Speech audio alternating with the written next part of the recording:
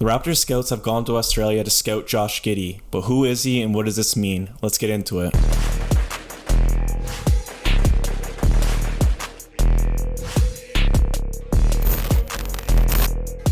So for a little description on Josh Giddey is a 6'8", 205-pound wing who is averaging 11, 7, and 7 in 25 games this season for the Adelaide 36ers.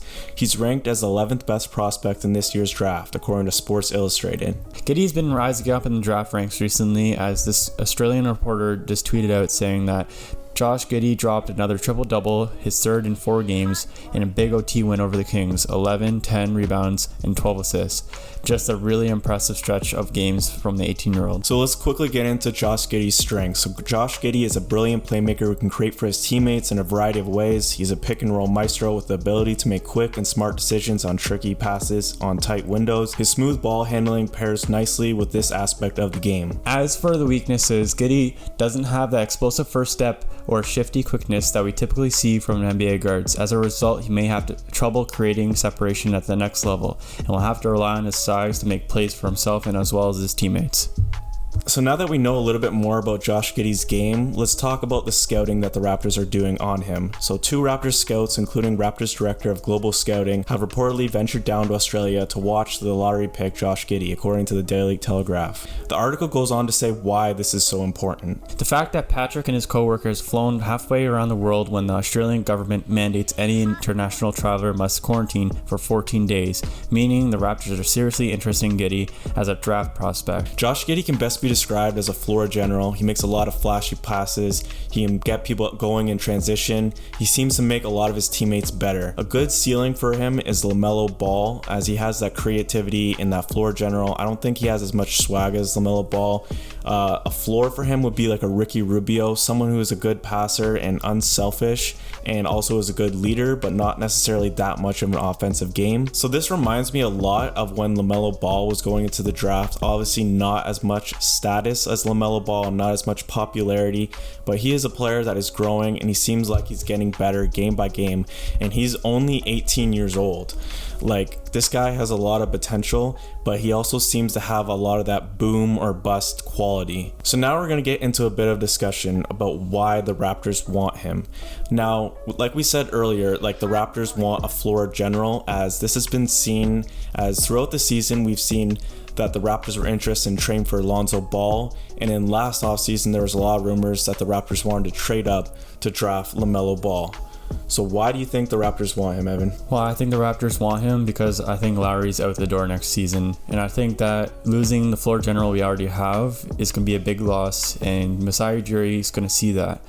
Like, Lowry gone, like, he shown, like, without Kawhi that, like, he's pretty much, like, a big reason why we won the championship. And a big reason why we even had a chance of going to the conference finals last year in the playoffs. And this year he's been hurt a lot, but, like, he still has a lot of value. But I think it just shows, like, he's going to be gone. Like, it's no doubt. Yeah, Lowry's definitely gone. Yeah. I think Masai wants someone to make all of his rest of his players better. I think he wants someone to, like, elevate their games, to improve from within.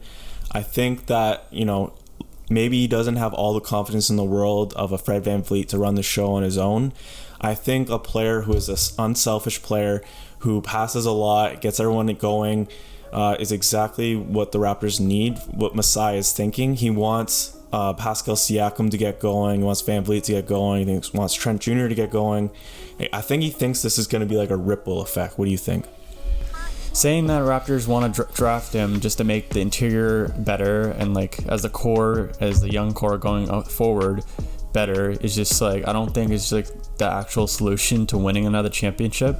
Because I think what Masai is kind of stuck on, maybe, or the management, is that they want that, like, duo kind of guard play, because they thought, like, besides the Kawhi thing, they had the DeRozan Lowry thing that worked out. Because the Raptors didn't have much success before, like, Lowry and DeRozan came. It was mostly just Vince Carter carrying, and that's it. It was just Lowry and DeRozan, so it's like the guard duo, and they wanted that. So when it didn't work out, they got Kawhi, and that was for 1 year. But then after Kawhi left, it was the Van Vliet Lowry kind of duo. Yeah, I think like the question we really need to ask about why this could be worth it and why the Raptors are looking at this so much as a potential option. Obviously, this would be an option also if we don't get into the top 4. The Raptors have a good chance of landing in the top 4, but if they move into the 7th spot like they already are in now, or they go back, this is an option obviously. But I think this is an option that we're not looking at our primary need of a center, obviously, and we're not looking at our need of a number 1 scorer. Maybe this means that the Raptors believe that the number 1 scorer is within the system. Possibly he still believes in Pascal Siakam, he believes in OG, he believes in Trent Jr. He thinks one of those guys can bloom into that player. And we've also seen a lot of great play from Khem Birch as he's developed. So maybe they're planning on keeping him as the center. So maybe Masai thinks that these needs are already met, so that he just needs to plug in a guy who can lead the system. Evan, what do you have to say about that? Well, I think that's a fine statement as well, but I just think that, I just need to like make the system different. Like, you can't just have that duo guard happening all the time and hope it works again. I just think that you just need to find the best player in the draft that's possible, even if it's a forward, a center, power forward. Well, do you think that the number 1 option on the Raptors is currently on the Raptors? No. Or do you think he needs to be acquired through the draft or free agency? Giddey, I think, like you just said, Giddey's not going to be that number 1 scorer, which I don't think we have the number 1 scorer on our team currently, because... Or do you think Giddey will make someone on the Raptors become that number 1 option, or do you just not see it? Well, Lowry was already a really good floor general, and if Giddey is even just as good as Lowry, what happened like last year in the playoffs? Lowry was the floor general. If that guy that's the number 1 scorer was on the team, he would have been that guy in the playoffs. But no, Lowry had to step up and be the floor general and the scorer. Yeah. So I don't think the number 1 option's already on this team. I don't think the number 1 option is already on this team either. I wouldn't mind this pick. Say, for example, we don't land into the top 4. I think this is a fine pick with really good upside. I do believe that. But obviously, this does not make the Raptors instantly like contenders again. I think that only happens if we land into the top 4. And this brings us to the final thing. If the Raptors somehow land in the 7th or later, do you draft Josh Giddey, or do you look somewhere else, draft someone like a Keon Johnson, Jalen Johnson, someone who has like a different role, not necessarily a floor general? Would you like target someone who's more offensive, or would you target Josh Giddey or no? I don't think you should target Josh Giddey, because I just think that in order to be a floor general, you got to have scorers around you.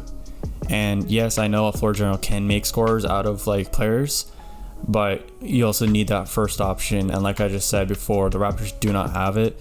Siakam has shown sparks of being that first option, but he hasn't been consistent enough to show enough.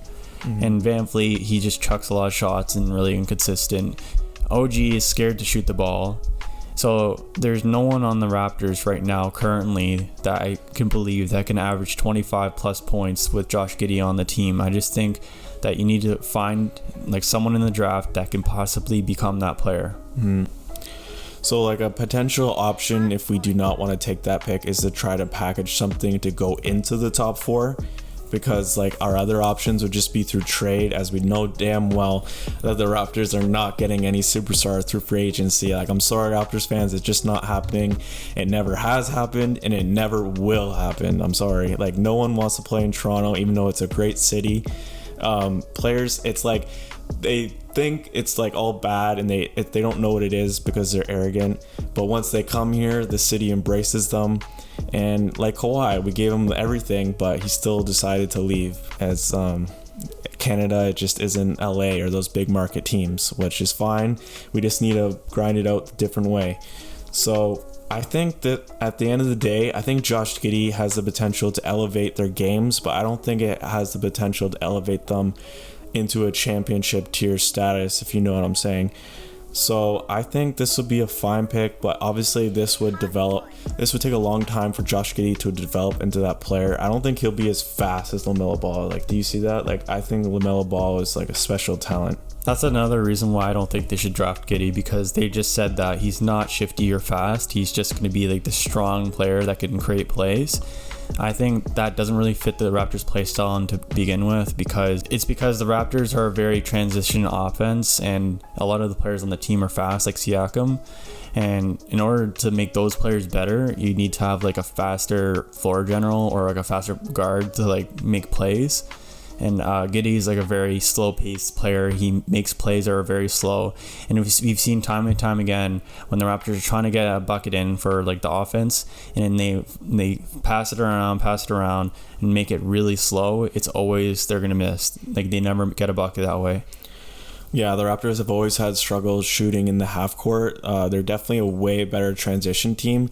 This is why the Raptors have those minute-long scoring droughts. It's because they don't have that bucket getter. So he can be a great passer all he wants, but like I don't think it's gonna. You got to get the guy that gets the bucket at the end of the day. So that does not solve this problem. Obviously, you got a guy like a Jalen Green or a Cade Cunningham. That solves that problem. I feel like those are the main two guys in the draft that have the potential to do that. Maybe you never know with someone who has like a boom potential later in the draft. Like I said, free agency I don't think is an option, and there's not as many names on the trade market. Lowry is actually one of the biggest names on the trade market.